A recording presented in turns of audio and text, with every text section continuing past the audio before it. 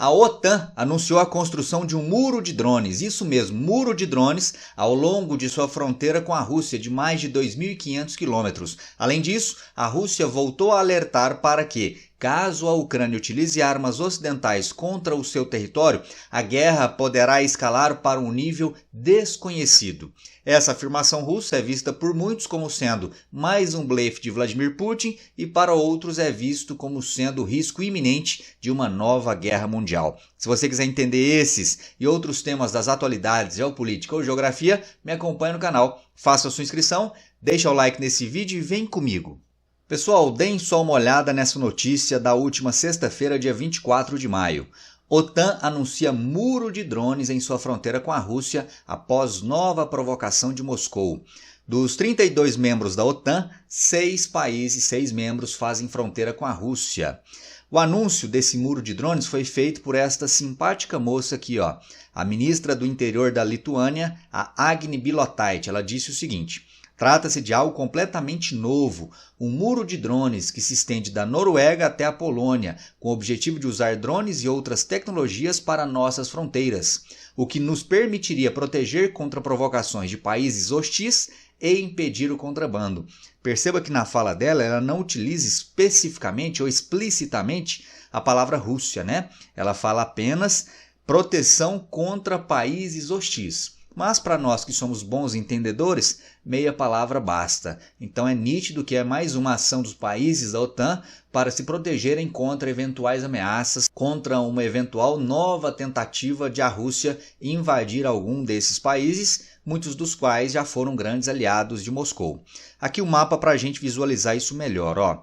Então, apesar de não haverem ainda muitas explicações sobre como será essa cortina de drones, características, né, extensão, enfim, funcionamento, dá para termos uma noção que de fato será algo grandioso. Afinal de contas, a fronteira da OTAN com a Rússia atualmente é de mais de 2.500 quilômetros, principalmente porque recentemente a Finlândia ingressou na OTAN, né? Então essa cortina de drones, esse muro de drones, ele se estenderia aqui, ó, desde o extremo norte, pegando um pedacinho da Noruega, que também é membro da OTAN, passando por toda a fronteira da Finlândia, passando aqui, ó, pelos 3 países bálticos, Estônia, Letônia e Lituânia, e chegando também até a Polônia. Lembre-se, hein, por mais que a Polônia não faça fronteira diretamente com o território russo, a parte continental, a Grande Rússia, a Polônia faz fronteira com Kaliningrado, que é esse exclave russo, esse pequeno território pertencente à Rússia, mas para além das fronteiras continentais da Rússia,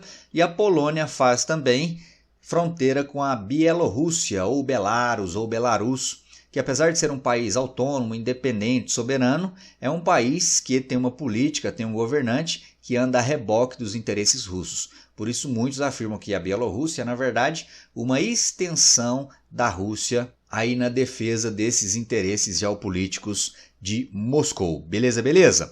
Esse anúncio, pessoal, o anúncio dessa construção de um muro de drones, ela se deu depois que houve um entrevero, houve um desentendimento entre a Estônia e a Rússia sobre uma questão fronteiriça envolvendo um rio. Dá uma olhada aqui, ó. A decisão foi anunciada, a decisão da construção deste muro de drones foi anunciada depois que guardas da fronteira russos removeram mais de 20 boias do rio Narva, uma via fluvial ao longo da divisa entre Estônia e Rússia, na quinta-feira. A ação foi vista como um ato de provocação pelos líderes da União Europeia. Aqui o mapa, mais uma vez, para a gente ter a noção cartográfica. Perceba que aqui, ó, parte da fronteira da Estônia com a Rússia abrange essa região nordeste, que é onde está exatamente esse rio Narva. E aí há um combinado entre Estônia e Rússia de que ao longo desse rio, ao longo dessa via fluvial, devem existir boias que delimitam exatamente a parte das águas pertencentes ao domínio russo e a parte das águas pertencentes ao domínio da Estônia, justamente para evitar que as embarcações de um país e de outro invadam o limite territorial do outro país. E aí o que aconteceu? Nos últimos dias a Rússia retirou essas boias. O que, como dito aí no texto, foi visto como um ato provocativo dos russos. Vamos entender melhor. A cada primavera, a Estônia e a Rússia instalam cerca de 250 boias no rio Narva, para marcar a divisa marítima e evitar que navios desviem acidentalmente para as águas do outro país, disse o oficial da Guarda de Fronteira da Estônia, o Erik Purgel. Como o leito do rio muda com o tempo, os dois países precisam revisar o canal navegável todos os anos. Lembrando que essas águas aqui, elas congelam durante parte do ano. E aí, quando vem um degelo, o rio ou o leito do rio pode se alterar. Daí a necessidade dessas boias serem reposicionadas todos os anos. Desde 2023, a Rússia não concorda com as posições da Estônia em relação à colocação dessas boias. Decidimos instalar sinais flutuantes para a temporada do verão, conforme o acordo de 2022, porque eles são necessários para evitar erros de navegação, afirmou Purgel. Então, para ficar claro, em virtude não apenas desse fato específico envolvendo as boias nesse rio que faz a fronteira da Rússia com a Estônia, mas também aí por todo um contexto de tensão e de ameaças por parte da Rússia de voltar a exercer controle, voltar a exercer influência sobre esses países do leste europeu, esses países, membros da OTAN, anunciaram aí a construção desse muro com drones. E aí, nesse contexto de guerra, de ameaças, enfim, a Rússia afirmou hoje, segunda-feira, dia 27 de maio, por meio do seu porta-voz, Dmitry Peskov, que a OTAN está em confronto direto com a Rússia. Porta-voz do governo russo diz que a aliança militar liderada pelos Estados Unidos está aumentando o conflito na Ucrânia com retórica militar. Questionado se havia confronto direto com a Rússia, ele, o Dmitry Peskov, disse o seguinte: eles não estão se aproximando do conflito. Eles quem? A OTAN. Eles já estão no conflito. Erra. Ele criticou em entrevista a sugestão dada pelo secretário-geral da OTAN, Jens Stoltenberg, para que os países ocidentais que fornecem armas para Kiev permitam o emprego delas contra alvos no território legal russo e parem de cair no blefe de Putin. Então, só para lembrarmos, já tem vários meses aí que tem uma discussão importante rolando entre OTAN, membros da OTAN que fornecem ajuda militar à Ucrânia, e as Forças Armadas da Ucrânia, que é o seguinte: essas armas ocidentais podem ou não ser utilizadas diretamente contra o território da Rússia.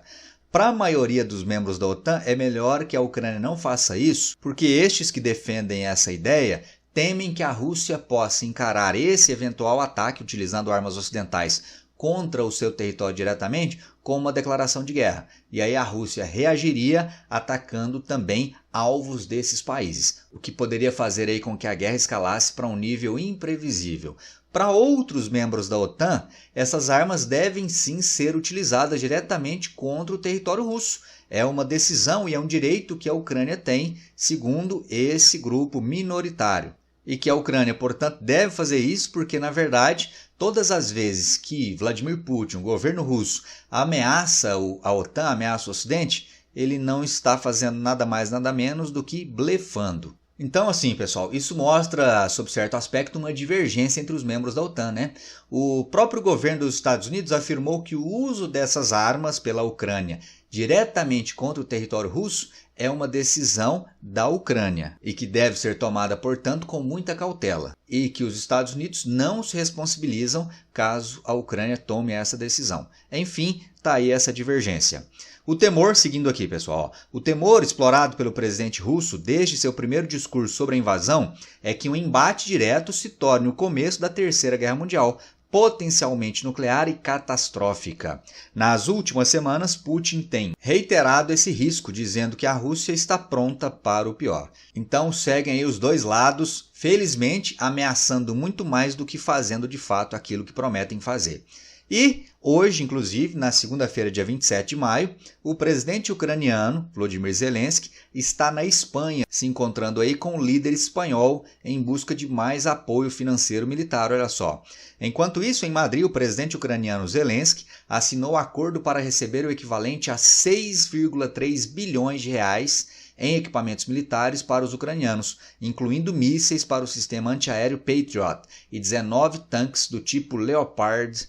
E aí, diante de mais esse reforço militar por parte da OTAN, por parte da Espanha, nesse caso especificamente a Ucrânia, a Rússia voltou a afirmar o seguinte, ó: o Kremlin diz que irá atacar alvos militares de países que tiverem armas usadas contra alvos na Rússia, o que levaria o conflito que mudou a geopolítica para um patamar desconhecido.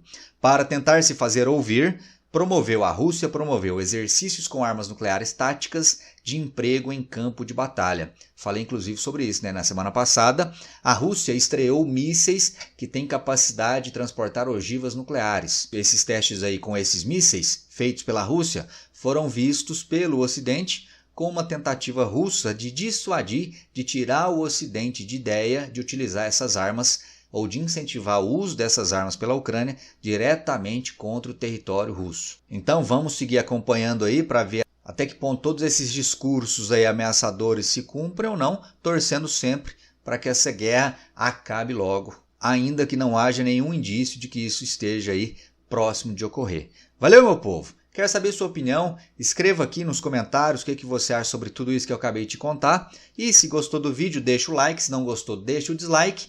Te espero no próximo. Um forte abraço e até lá. Valeu!